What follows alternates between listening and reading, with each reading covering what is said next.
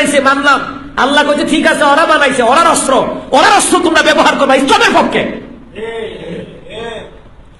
না। এডি ভাইরাল হইতো না, এডি ভাইরাল হইতো না, জীবন হইতো না। এডি ভালো কথা ভাইরাল হয় না, ওই যে কার বউ কার কি টুনটুনি কাটতে লাগছে এটা ভাইরাল হয়।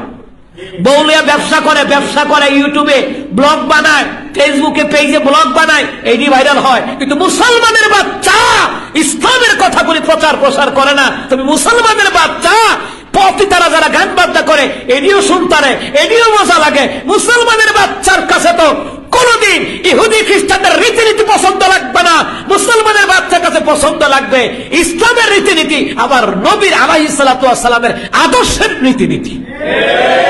এতে নেইমারের মডেল বানাইছে নেইমার, অথচ এরা দাজ্জালের অনুসারী। জানেন আপনারা, মেসি নেইমার বলেন যেই বলেন সবগুলা ইহুদি খ্রিস্টান এবং এগুলা দাজ্জালের অনুসারী।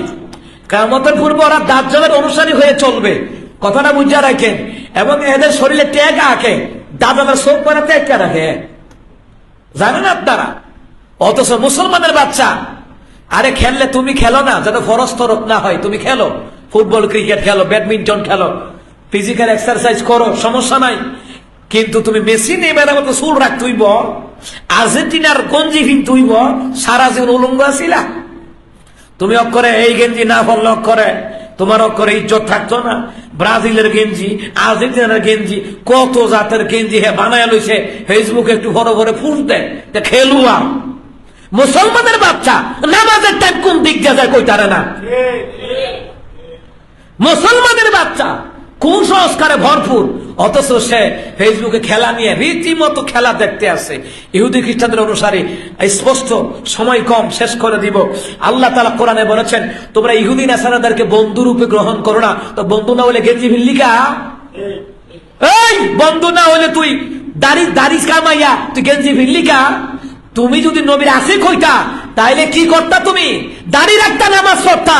নবী আলাইহিস সালামের সুন্নতি লেবাস তোমার ভালো লাগে না, আমার নবীর আদর্শ ভালো লাগে না।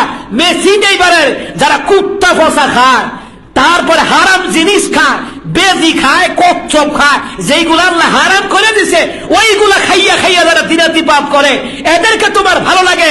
মনে রেখো নবীর আদর্শ যদি তোমার কাছে ভালো না লাগে তাহলে মনে রেখো যে ইহুদি খ্রিস্টানদের অনুসারী হয়ে চলছো, আল্লাহ কইছে তোমার হাসর নাসর তাদের সাথেই হবে।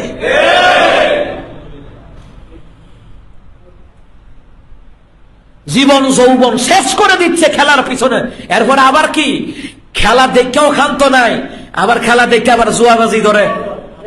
কথা কন না কেন? মুসলমানের বাচ্চা তুমি মরার আগে ভিক্ষা করতো না, ভিক্ষা কি আমি করাম? ভিক্ষা তুমি করবা। নবীর আদর্শ বাদ দিয়া জুয়াবাজি ধরো, সুদের খাতার নাম লেখাইছো, ঘুষের খাতার নাম লেখাইছো, জুয়ার খাতার নাম লেখাইছো। ভিক্ষা তুই করবি না, ভিক্ষা আমি করবো, তুই ভিক্ষা করবি। হালাল পথে ইনকামের পদ্ধতি আছে না নাই? অজস্র হাজার হাজার রাস্তা আল্লাহ রেখে দিয়েছে। প্রয়োজনে তুমি বাথরুম পরিষ্কার করে খাও, ওই ইনকামটা হালাল। জুয়াবাজি ধরে কি তালেবর? আরে বাজান, প্র্যাকটিক্যাল দেখা ঘটনা, যেগুলি জুয়ার দিকে আসক্ত হয়েছে, সুদ দুর্নীতি ঘুষের দিকে আসক্ত হয়েছে, আপনি গিয়ে দেখেন এর অধপতন হয়েছে। এই যে বেনজির কন আর মতিউর কন, আজিজ কন, আনার কন, পুলিশ অফিসার মুশারিফার ছেলে, আবার এই তার নাম জানি কি মাসরুর কন, যত কিছু কন, এই যত কিছু করে শেষ পর্যন্ত খাইতে খাইতে তখন আর খাইতার না, এরপরে ভূমি করে দেওয়ার লাগে। ওহন বাইর হইছে নি রিপোর্ট। কথা কন না কেন? হারামে আরাম নাই। কথা কন, হারামে আরাম একদিন আল্লাহ বাইর করবে। আল্লাহ কইছে, আমার মাওলাই বলেছেন তোমরা যেটা গোপন করো ওইটা আমি বাইর করে দেবো। এরপর অস্তিত্ব থাকবে না, ফলাই যেমন গা লাগবো। ফলাইতেছে নি, আরো ফলাইবো সামনে। আল্লাহ বাইর করবো, আল্লাহ বাইর করবো।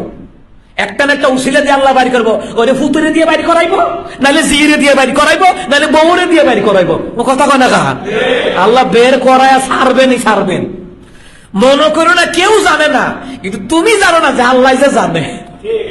কথা কন ঠিক না? আল্লাহ আমাদেরকে এগুলা থেকে হেফাজত করো। কনা আমিন। আরো জোরে করা আমিন।